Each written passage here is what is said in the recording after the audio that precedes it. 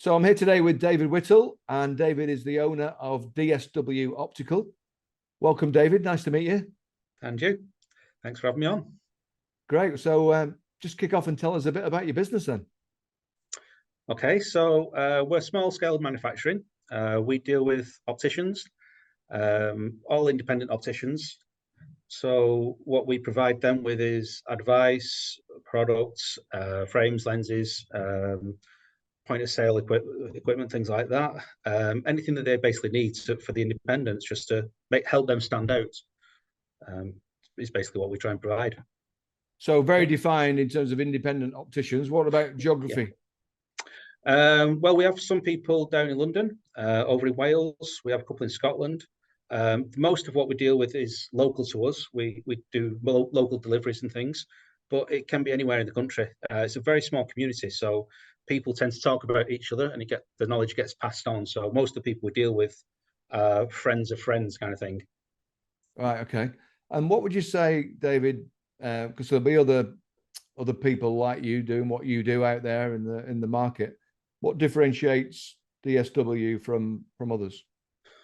To be honest, it's going to be the customers as much as anything else, because every lab, in our type of lab, the small labs, they tend to grow and evolve around how the customers need them to.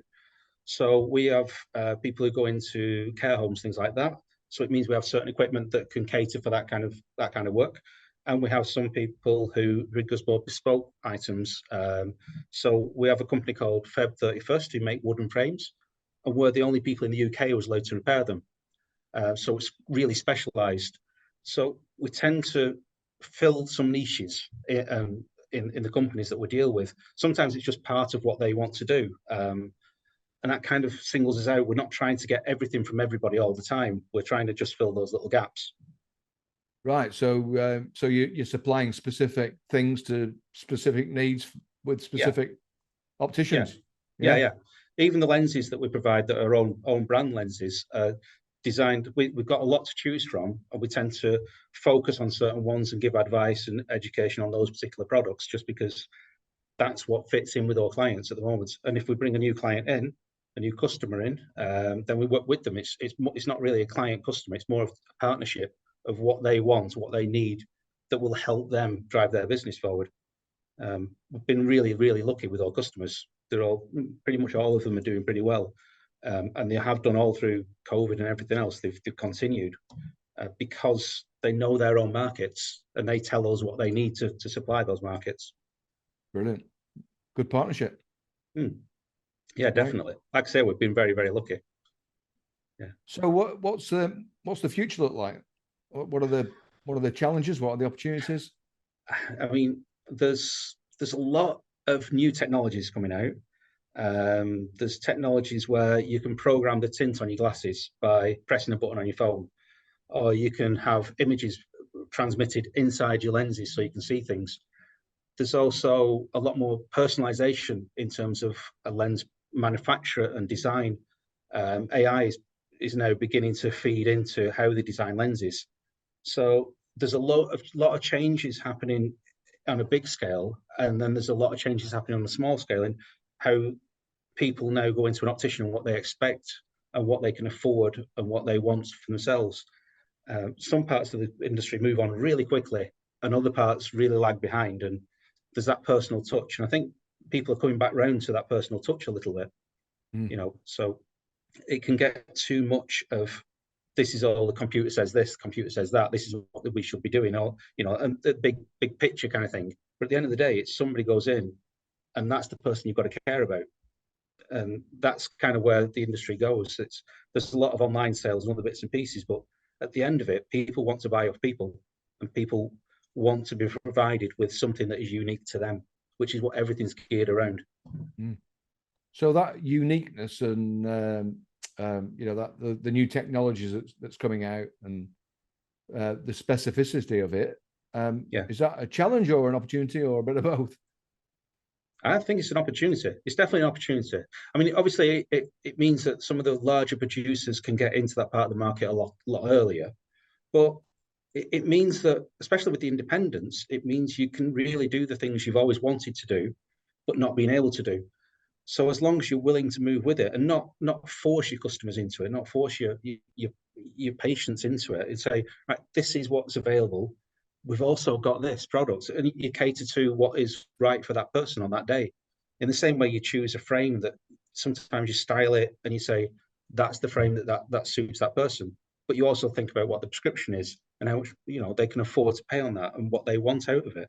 So performance and everything comes into it. So it's definitely an opportunity because it gives you such a wide scope of you can really make those glasses at the end of it right for that person, absolutely that individual person, and it's a nice opportunity to have. Definitely, I think I don't see any downside of it really. Yeah, and helps people's lives, doesn't it? Makes their Definitely, lives yeah, better. Yeah, yeah.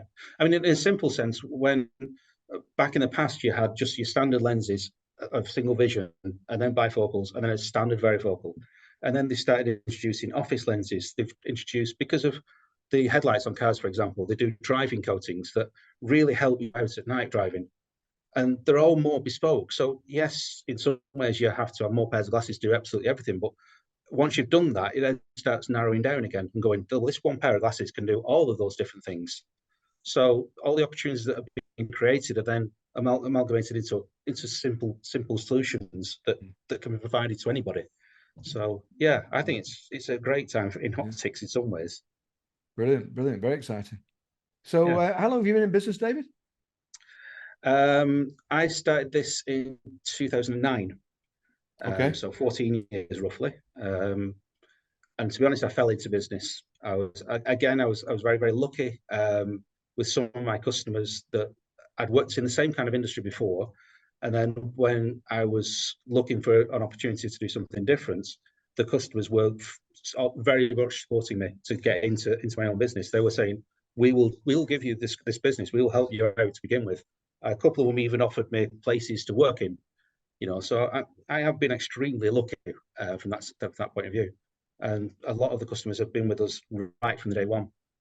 So you were in demand before you even started. I've been in the business for a while, so people who like me, and obviously I'm sure there's people out there who don't like me. But yeah, the people that I could help, the people that I fitted in well with, and I could fill in the gaps that they needed, they were the ones going, yeah, we really want you to do this. We want you to be your own, in your own business, set it up your way, totally buy into what you want to do there. So I kind of fell into it, and yeah, it's just been a good opportunity, really. It's changed a lot of things in life. It always does, having your own business. Whether you're working for somebody else or working as a junior, working as an administrator, working as a manager, or having your own business, they all influence everything else in your life. They don't. It's not just that's your job and that's it. Your life influences it, and it influences your life. So Absolutely, yeah, for me, absolutely. It's been a good change. Yeah. And what have you learnt along the way? What have been the key learnings for you? Own everything, and I don't mean it in like I'm the owner of the business, but I mean when you make a choice, good or bad, doesn't really matter. It's part of life. There's no point in trying to blame somebody else for it or saying something else went wrong. Own it. Take all the goodness from it. Even when something goes horribly wrong, it doesn't really matter. You've learned something from that experience. You've taken something that will benefit you long term. As long as you don't see it as a negative and you see it as a positive, go with it. And don't listen too much to people who want to put you down for their own personal reasons. Work with the people you can work with. Don't try and create fights with anybody you can't. There's no, in my opinion, there's no point in going out of your way to upset anybody else or try and take business from anybody else. There's enough people out there that I certainly can work with that it means that I don't need to really intrude on anybody else's little patch. I can fit into places that there is gaps quite happily, and I don't need to worry about the people that said this can't be done, that can't be done. It's my problem. I choose my path I take. Take ownership and collaborate. Take ownership and collaborate. I'll summarize with that one. Great advice. Yeah, it's simple, but it's true. Brilliant. That's awesome. Thank you very much, David. Really appreciate that. No problem at all. It's a pleasure.